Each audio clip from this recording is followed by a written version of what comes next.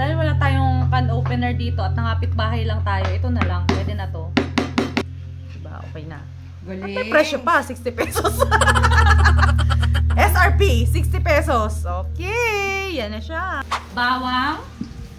Tapos, sunod mo na rin yung sibuyas. Bongga. Takpan natin ng konti. Okay na yan. Oh, okay na. Ah. Sabi mo konti lang. Oh, pwede.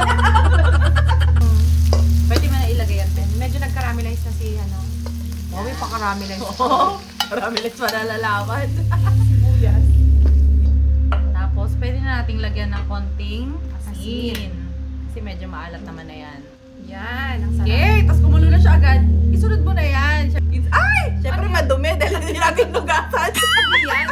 Ay, si Ate dito. Ayan, so nakapanghingi na tayo ng paminta. Tapos, maliban sa paminta, nanghingi na rin tayo ng sili. Wow. Kapal mukha natin eh.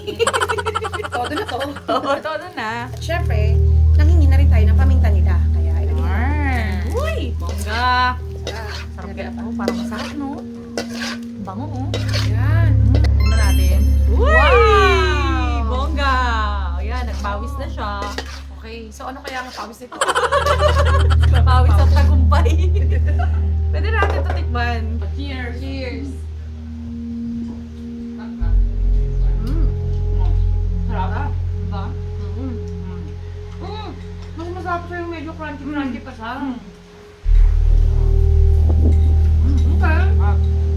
Pwede sa ano? Mapak lang. Pwede nyo rin namang iulam. Diba yung mga naging-low carbs dyan. Actually, manamis-namis na siya.